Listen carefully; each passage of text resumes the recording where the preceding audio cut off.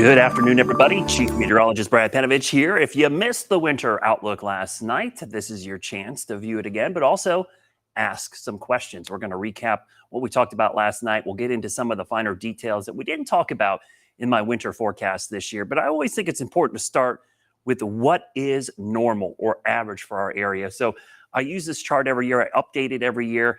Our records go back to 1878 here in the Queen City. We're pretty lucky to have a long stretch of weather records. And over that time, if you take all the snow that has fallen since the first recordings there in 1878 to currently, that 145-year average is 5.5. But in climatology, we use 30-year averages. So every 10 years, we update that 30-year average. So the current 30-year average, which is considered normal, is from 1991 to 2020. It'll be updated in 10 years. So in 2030, you'll see it shift ahead another 10 years. That average is down to 3.5 inches. So that's our current average snowfall. So whenever you hear me talk about above and below average, that's the number to think about, 3.5 inches. But in the last 10 years, it's been even worse. 2.1 inches has been our average. And this year, we're talking about El Nino. And I always like to look at how El Nino or La Nina, or in this case, some years La Nada, which is a neutral phase, it's neither of those two, how we see the snowfall line up. And since 1950, which is when we first started recording El Nino data, El Nino years, 5.6 inches. You can see that is way ahead of the La Nina years. That's important. That's almost an inch and a half higher than La Nina years. And that's important because the last 3 winters, we had La Nina, which is typically dry and warm. And certainly the last couple of winters have really paired that out. In fact, last year was the first snowless winter in Charlotte in that 145-year record keeping. And all that time, we had never had a year where we had less than a trace. A trace happened 11 times. Every other time we had measurable snow. So last year was the first year we didn't even get a trace. That means 0.0. So that was a rarity. That doesn't happen very often. That's why the confidence in this year that we're going to see at least something is up there, but El Nino is a big player. So if you missed our forecast from last night, let's recap it. We'll show you my winter weather outlook from last night. In Charlotte, our winter weather records go all the way back to 1878. But just in the past 30 years, our average snowfall has declined all the way to 3.5 inches of snow. We never win a year without 0 snow. That was until last year. For the first time in 45 years, we ended up with 0 inches of snow in Charlotte, and it was one of the warmest winters we had on record. That was in part because we were coming out of 3 straight La Nina patterns, which typically mean warmer and drier than average conditions here in the Southeast during our snow season. Now, this upcoming winter is bound to be vastly different because of El Nino, and not just a typical El Nino, possibly a historically strong El Nino. Now, El Ninos on average mean we get above average rainfall here in the Southeast because of that active southern branch of the jet stream. We also tend to get below average temperatures. But a word of caution, that doesn't always mean snowfall. It could mean a lot of cold rains with 40-degree temperatures. But there's some bad news for cold and snow this upcoming winter. For one, we have retreating Arctic sea ice in the northern hemisphere. We've already had below average snowfall this fall over in parts of Siberia. We have record warm water temperatures in the northern hemisphere. And all this means is that there's just not enough cold air around for snowfall this year in the northern hemisphere. Because of that active storm track in El Nino, I'm going to forecast above average precipitation here in the Southeast. That means all types, even rain. There'll be a lot of cold rains. Because of that rain and that active storm track, probably going to see slightly below to near average temperatures across the Carolinas. Let's start in Boone. I'm going to forecast 44 inches up in the mountains this upcoming season. Now that is above average and definitely more than we got last year.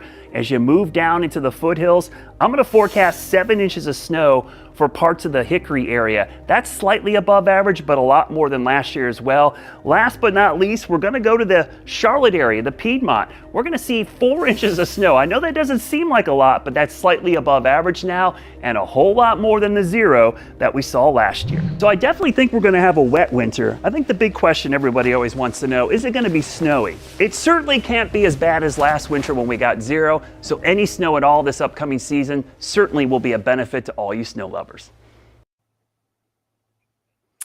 All right, so that was the forecast. That was kind of the nutshell, but I wanted to summarize it because sometimes you see all that, what's the bottom line here? So, for temperatures this upcoming winter, the forecast that I'm going with is near average, but you heard me talk about maybe slightly below. The big caveat here is typically in El Nino winters, it's cold and wet, but this year, the wet part is a much higher confidence. And that's why when you look at the precipitation, which remember includes rain, snow, sleet, includes everything, basically how much liquid precipitation are we going to get at the end of the year, I'm going well above. And there's a really high confidence in that because El Nino winters, you tend to get an active storm track. So I think the highest confidence by far is in that storm track and the amount of moisture, which by the way is great news for the drought. We see this El Nino pattern kick in, hopefully starting maybe later this month in December.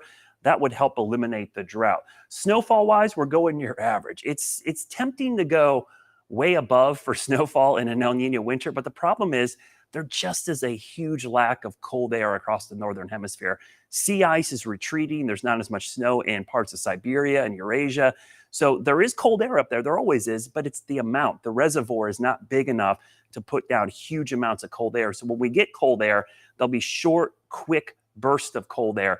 But because of that active storm track, that's why I do think we'll see a good chance for a couple storms. And as far as ice, got to watch this ice setup. I have it near average right now, but El Nino storm tracks tend to have a lot of shallow cold air trapped against the mountains. The cold air wedging, we call it. So you always worry about ice. So we're expecting a wet winter, but temperatures likely near average, even maybe slightly below, depending on how much rain. The thing I always tell people, you can get 40 degrees and rain around here.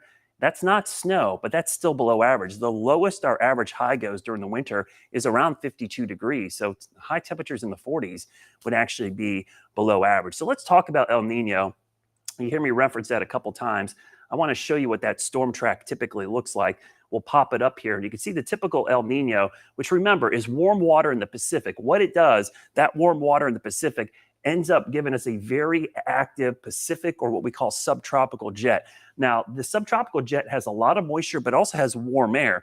If you can get cold air to sync up with it, that's when you see the big snowstorms in the southeast, when these jet streams do something we call phasing, where you get the jet stream from the south and the north syncing up for one big storm. You get the combination of all this tropical moisture or deep moisture, and you also get the cold air. The problem is oftentimes they're separated, so we'll get the subtropical jet, we'll get rain in here, and we'll get those 40-degree cold air masses, which aren't enough to produce snow, but oftentimes can produce some miserable cold rains. And for that reason, that's why I think the mountains might end up benefiting the most from this, because if you're in the 40s here in the Piedmont, if you just go up a couple thousand feet in elevation, you can get just cold enough for it to be snow. So the mountains stand to gain from this as well. They probably are going to see a snowy winter. And when you saw my forecast, I actually went above. My concern, though, is the water here over the Atlantic and the Gulf of Mexico, and honestly, the Pacific, is all way above average. So if you get a storm here that pulls in moisture, it's not only going to pull in the moisture, it's going to pull in that warm marine air. And depending on the storm track, it could push the warm nose, we call it, really far inland, which would really kill any chances for a lot of wintry weather. So if you're wondering why I didn't go higher with our snow totals, that's part of the reason why. Let's get to the snow and ice forecast, because I didn't show you the map earlier, but I will show you. This is kind of what I'm thinking. I'm showing below average snowfall here to the east. The gray area is near average. And then in the mountains, I'm actually going slightly above average, because just that slightly cooler air in the North Carolina mountains could be enough to push their totals over the top. And let's face it, last winter wasn't just a year with zero snow in Charlotte. Many areas in the mountains saw all-time low snowfall amounts. Some areas never got near double digits, and a lot of the ski resorts were actually forced to shut down early. So just a horrible setup for the snow season up there. We'll recap my checklist, and I'll kind of show you some of the things we look at. El Nino, La Nina phase, definitely one of those things should be strong. There, we're missing a G. So that usually means cold and wet. Near average snowfall in Siberia usually means warm and wet. Arctic sea ice near record lows, also the lack of snowfall in the northern hemisphere, warm and wet. And then climate change and really high sea surface temperatures, warm and wet. So typically that would be a warm and wet winter, but we're kind of wondering if it'll end up being right on that borderline. So if there's one area where we'll bust on this forecast, it would be on the warm side. I think the wet part is probably the highest confidence, like I said, in the entire forecast. So let me show you those totals again. And again, these will never be exactly right. I do this more for fun and just so people have an idea on some totals, because it's like picking the winner of the Super Bowl. It's one thing to pick the team that wins. Picking the exact score is really, really difficult. So it's easier for me to say above and below average, but this is more just for fun. So in Boom, the 30-year average for snowfall is 25.6 inches. This year, I think we could be north of 40 inches. So that would be above average. So the mountain's certainly above average. Hickory, your 30-year average is right around 6.9 inches, which is essentially 7 inches. I'm going pretty close to that, which is just slightly above. Same story for Charlotte. Our 30-year average is 3.5. I'm going 4, which is basically right around average. So you see, outside of the mountains, I'm going close to average. And in the mountains, the one area that could overperform. So that's why you're seeing those differences. So let's get to some of those questions out there. I know James in the booth there has got some of the questions. We solicited some on social media when we posted yesterday. We got some of those. We'd love to hear your questions. If you have some, throw them in the chat. I do have my chat up here somewhere, and we'll try to see if we can show them. But we'll pull them up full screen here in a minute, and we'll see those questions. Get a little delay on my end, so I can't see them initially. So we'll pull up these questions. Our first question, okay, this is from Jackie. There are a couple of graphs in there. This is the map I just showed, by the way, with different colors. We're in the gray. What does that mean? So I'll go back to that map real quickly and kind of show you these maps. So gray is our base map. So if you're in the gray, that means you're not above or below, you're near average. So anytime you see gray on the map for our climate outlooks, for our maps at all, that's just the basic map. So that's the underlying map. That means near average. And if you're wondering what average is, somewhere in the low 40s for an average temperature for the entire winter. That's the highs and lows, and average snowfall about 3.5 inches. So when you hear average, that's what we're talking about. So great question there. We get that quite often sometimes with these maps, and you'll see it with the temperature map as well. I'll throw the temperature map up here real quickly. Above average temperatures on the coast, near average for the Piedmont, and the mountains would be the one area where we could be slightly below. So we got, what's our next question? Throw it up here. I'm a little delayed in here, so I'm not seeing them in real time. So as soon as I see it, I'll answer them. So here's our next question. Andrea, thank you for this question. Unless I'm misunderstanding the winter forecast or predictions, it sounds like a toss-up. Actually, no, it's not a toss-up at all. In fact, we're going wet and near average temperatures. So I think toss-up means like we don't know. I mean, let's be honest, it could go anyway, but based on the forecast is wet and near average for temperatures and for snowfall. So not really a toss-up. In fact, the wet part is probably the highest confidence I mentioned. There's a 65% chance of a moderate to strong El Nino, and there's a 35% chance it's historically strong. Those are really high numbers for El Nino. In El Nino, every single El Nino winter we've had has had a wetter than normal winter season, and that includes the winter through the early spring. So even think about early March into April. The one thing I will tell you about El Nino winters, don't look for this to be like right away in December. Oftentimes they're late arriving. And when I look at some of the long range guidance, the seasonal guidance, there is a little hint that December could be at or slightly above normal for temperatures and maybe a little drier. And then January, February, March is when it gets cool and wet. So it might be one of those backloaded winters that we sometimes get around here. But good question. Not a toss-up. We know it's going to be wet for sure and likely near average for temperatures. Our next question. So great question. So when, I mean, this is what everyone's asking right now, right?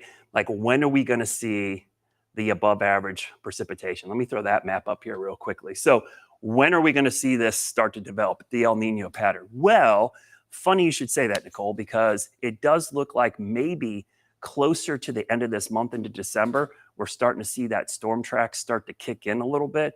I don't think it's going to happen right away. It may be a slow arrival of that storm track, but I do think we'll see above average precipitation start to develop as we get closer to the beginning of December, and for sure by the time we get into early January. Now, that would be great. It's going to take about 6 to 7 inches of rainfall over a 1 month period to put an end to the drought. So we need this to kick in. That's why the well above average rainfall is really important. You know, if we get rain, people will automatically assume, hey, the drought's over. No, if we get rain, we don't need the normal rain. We need normal rain plus the deficit. So you got to make up for the rain you missed out on. So over a single month, the average rainfall is, like 3 to 4 inches. Well, you got to double that up because you got to make up for the deficit for the past couple of months. So thanks, James. We're getting our questions here. So great question. Hopefully that'll kick in soon, but don't be surprised if it's a little delayed. There's more confidence that will kick in January, February, March. And that's the thing about El Nino. Oftentimes people say, we're in El Nino, that means it's going to be wet. It really only affects the winter and the cool season. So late fall, winter, and early spring. It doesn't have an impact really on our summer season at all. So great question. What's our next question here from Brian? When was the last El Nino year? That's a great question. So looking back at the El Nino pattern, it's been about 5 years since we've had an El Nino. And the last real big El Nino that was kind of referred to as a super El Nino was back in the late 90s, early 2000s. So we really haven't had, remember, we came out of 3 La Nina patterns. Before that, we had a La Nada or neutral phase. So it has been a while. It's been about 4 or 5 years since we've had a weak El Nino. A strong El Nino, it's been over a decade plus. So it's been a while. In fact, we really haven't had a cold and snowy winter in the last 10 years. So we are, I don't want to say we're overdue because that's not really the way things work climatologically, but it has been a long time since we both have had a cold and a wet winter. And I will tell you this too, oftentimes a wet winter is much better for snow lovers than a cold winter. Some of our coldest winters around here are cold and dry. The wet winters tend to do better because you have the active storm track, and they sometimes end up being warmer because if it doesn't snow, like I said, it pulls in that warm air from the Atlantic and from the Gulf of Mexico and overall gets you warm. The thing about snow in the Carolinas, if you're a snow lover, and I know there's a lot of you out there, I love snow, it's never consistently cold here. That's not the way our winters work. The way we get snow here is the cold air and moisture time up for a couple days, like a 3 or 4 day period. Typically, the cold air comes in first, establishes the cold air, and then the active storm track comes in on the backside.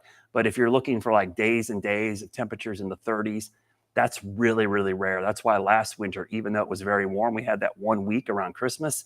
That was pretty rare to see consistent cold for that 1 week. And that was like the whole winter because after that week was over, it was back to warm air. So good question there. Next question we got, let's see. You're going to see it right here in the bottom. What's the accuracy? So great question. So I do keep track of this. I've done this for 19 years. Our 19-year accuracy is about 66%. So about 2/3 of the time, roughly, we get it right. And remember, I'm not talking about the bold prediction, the exact amounts. We're just looking above and below average. And that's a little easier to do because you're not trying to forecast a specific temperature or amount. You're just trying to see where are you in comparison over a 3-month period compared to above and below average. A lot of people think short term, like it's cold today. It feels like it's cold the whole time. They forget all the warm days. You got to add them all up. And at the end of the season, you look at it and say, hey, this is like a football season. It's not one play or a single quarter. It's the whole season. So after the season's over, you look at your final record and about 66% of the time we get it right, which is, better than the Farmer's Almanac, which is, people that will never know. So it's a great, great question. I think a lot of times people think when I see this question, I think you can't forecast the high temperature 3 months from now on a single day at a single time. But you can say over a 3-month period, is it going to be above average or below average? That's a little bit easier to do. So Mark, great question here. I hope you are wrong and we get more snow. I know you're a predictor and not Guy, but I appreciate your knowledge. Yeah, that's the awful thing. I saw one of the first comments when we posted the stream was like, Brad, I want you to forecast more snow. Hey, here's the thing. I love snow. I don't make any bones about that, but I like being right more. So my goal is to try to be as accurate as possible. But you're right. I don't control things. This is Mother Nature is in complete control. God is in complete control. I am in sales. I am not in production in this case. So we'll do the best we can to give you the best forecast. But remember, it's not about what we want or what I want. It's about what could happen based on the setup in the atmosphere. But that's a great question. A lot of folks hoping for snow. And that's the one thing I will tell, even though we're going to be near average this year, the thing to get excited for is I do not see a scenario where we're going to get 0 snow this year. It just looks very unlikely based on the storm track. And that's a high confidence forecast as well, because if we've only had 1 year in 145 years with 0, and it was last year, the odds are definitely in our favor that we're going to get at least something this upcoming winter. What's the average high and low? Well, it depends on the month. As you go from December, the average high, I'm going to see if I have my winter, I'll pull up my winter averages here to kind of show you. The averages start in the low 60s and they fall to the coldest part of the winter is in January and February, when the average highs are in the 50s and the average lows drop into the 30s. But the thing about it is that like I said, the average high temperature in the coldest part of winter here is around 51, 52. That's why a high in the 40s is actually pretty low. So let me bring that up. That's a great question. I'm at my winter graphic here real quick because I do have the winter temperatures. I'll pop it in right here, bring it up full screen so you can see it. So climatological seasons, I know we get a lot of confusion on this sometimes, are the full 3 months. So you can see the average high on December 1st is 58 degrees. By December 15th, the average high is 55. And by the first of the year, this is the coldest stretch of weather. Basically from about January 1st to the beginning of February, the average high is in the low 50s, 51, 52. And then look at this, by the end of February 28th or 29th in leap year, the average high is all the way back up to 60. Now, the average lows here are generally in the 30s, and right here they fall into the low 30s. So those are your averages. And again, if you averaged out for the whole winter, the average temperature here is about 44.1 for the entire winter season. So that's when we're comparing averages above and below. That's why cold rain in 40s can still get you below average, but not produce snow. But that's a great question. What month would you say is the best chance of getting snow? Well, funny you should say. I actually have another graphic here that will help you out. Our snowiest time of the year is not December. I think everybody wants to see snow around Christmas. Man, who doesn't? But the snowiest month overall is January because it's the coldest and it's one of the longest months. But the snowiest time of the year is actually late February, early March, if you break it down by days in a week. So in the snowiest day, calendar day, which means what day of the year has the most snow fallen on Charlotte? Believe it or not, it's March 2nd. More snow has fallen on that single date than any other date of the year. And if you think about the pattern, you typically get cold air and the active spring storm tracks start lining up late in the season. So if you want to see big snow around here, it's usually later in the season as opposed to earlier. So my son lives in Banner Elk. Oh, I popped that one up real quick, guys. So my son lives in Banner Elk. Travels over to App State daily. I hope all-wheel drive is good enough. Thanks. Yeah, all-wheel drive. I mean, the mountains are great. They do a good job of keeping those roads clear, especially 105 if you're going between Banner Elk and App State. But I will say this year, if you were up in the mountains last year, it was not a very good winter. It was not very snowy. This year could be completely different. So I would definitely be prepared for more snow, cut more wood, be ready for more snowfall this year than we've had the last couple of years. So another question coming up here. Let's see. Blizzard of 93. What year did it happen? Blizzard of 93, remember, wasn't really a blizzard outside of the mountains. That was in March too. I believe that was a neutral year. And that was kind of a weird storm. That was kind of an anomaly. It really had nothing to do with El Nino or La Nina. It was just a massive storm system. And that still holds the state record for most snow up at Mount Mitchell of like 55 inches of snow. So that was definitely one of those years. Someone asked earlier about snow. I finally found my graphic about when it snows, and you could see the percentage. From a percentage standpoint, January actually averages more snow, but if you add up the totals and divide it by the months where it snows, February ends up being 32.5% of all our snow has fallen in that month, which is crazy to think because it's also the shortest month of the winter at 28 or 29 days. So it's much shorter. So that means more snow falls per day than it does in January, even though January average is a little bit more over the last 30 years. So great question. Any snow thoughts on Asheville? So Asheville's an interesting thing. I've talked about this during the fall leaf season. Asheville actually is a very dry climate. It's actually much warmer in Asheville than the mountains around. So in Asheville, they average something closer to like what Hickory would get, 7 to 10 inches. So in the city of Asheville, you tend to not get as much snow as you do in the surrounding mountains. The elevation there is, somewhere around 2,700 feet, but the mountains around are 3,500 feet and higher. So, but I do expect, because of that active storm track, and again, I try to include all the Carolinas in this map. You can see Asheville is in my below average temperature outlook, and it's also in my above average snowfall. So I would expect to see above average snowfall and below average. So in general, for Asheville, that's what I would expect. So great question. Last one. So, hey, Brad, Panovich, we're anticipating rain, sleet, ice instead of snow this year.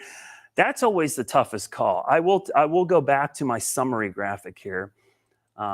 where I do have ice near average. I will tell you, I think ice threat is a little bit higher than we've seen recently because of the storm track along the coast. There's more opportunities for shallow cold air to get trapped against the mountains. And because of that warm air over the Atlantic, that marine air, we call it a warm nose, that warm nose can come in and override the cold air at the surface and does give you more potential for ice. You know, the hardest thing around here sometimes is the potential for what type of wintry weather, because, you know, the variables are much greater for winter weather. You know, rain versus no rain is an easier answer than is it going to be rain, sleet, or snow, because you're not talking about worrying about the temperature for rain. You just know it's going to be rain. In the wintertime, you got to worry about the temperature at the surface at 3,000 feet, 5,000 feet, sometimes 10,000 feet. And the difference between rain and ice is 1/10 of a degree. 32.0 is freezing, 32.1 is water. So, I mean, the difference between ice and snow is literally 1/10 of a degree. And as good as we are at forecasting, as great as the tools we have, forecasting 1/10 of a degree difference at a certain altitude can sometimes be incredibly difficult. I think we're sometimes a victim of our own success. The fact that there's even a chance for wintry weather and we know days ahead of time gets lost in the fact that we don't get the precise amount. And we lose the fact that we actually forecasted wintry weather 5 days ahead of time. And it fell, but maybe it didn't fall as much as we thought. So that's always something to keep in the back of your mind. And that reminds me of our forecasting rules as we get into the winter season, as we wrap this up. You know, when we get towards a time where we could have wintry weather, these are my rules we go by. I don't put out long range snowfall maps. They're useless. They're not going to happen. If you see those on social media, trust me, it's completely bogus. What we do 7 to 10 days out, you look for pattern recognition. Is it favorable for wintry weather somewhere in the southeast? That's really all you can say at that time range. You can't talk about specifics. You can't talk about amounts. You just say, hey, we've got a storm and cold air. They could sync up in the 7 to 10 day period. Once we get 5 to 7 days out, I'll probably start talking about, hey, that trend for potential is going up or it's going down. That's what you do in the 5 to 7 day range. Now, 3 to 5 days out, timing and the type of storm. Is it going to be ice, sleet, or snow? That's in the 3 to 5 day range, depending on the confidence in the forecast. Remember, it's all about confidence. Sometimes you have a lot better information and sometimes you don't. And then 1 to 3 days out, forecast details, amount, location, and timing. Those are the rules I live by, and they're really the most accurate way to talk about wintry weather. You can't put, you know, the horse in front of the cart, right? You got, or the cart in front of the horse, I should say. And that would work, actually. Put the cart in front of the horse here. So oftentimes we try to do it like this. We call it a forecast funnel.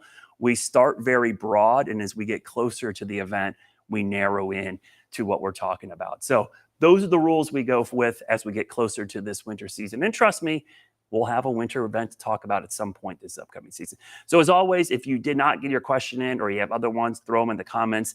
I can't guarantee I'll get to them right now, but I'll try to get to them through the next 24 hours, go through the comments on our various platforms and try to answer as many as possible. And as always, make sure you're following us at WCNC.com, on air, online, and social media. If you're not following me at WXBrad on social, great place. We'll post our vlogs there. Our Weather IQ YouTube channel is a great resource. We've got a lot of information there. If you go to that channel, you'll hear about all the different ways that winter weather can form. Our team does an amazing job there. That's also exclusively where you'll see my vlogs as well if you want to get updates on wintry weather. So hope you enjoyed this year's winter weather outlook. We'll see how things unfold. If you have a guess on how much snow we're going to see, throw them in the comments. It's always fun to be some great competition. We know we're probably all going to be wrong at the specific amounts, but it is fun to talk about snow as we're a week ahead here of Thanksgiving. Have a great day, everybody, and I'll see you on air starting at 4, 5, 6, and 11 right here on WCNC Charlotte.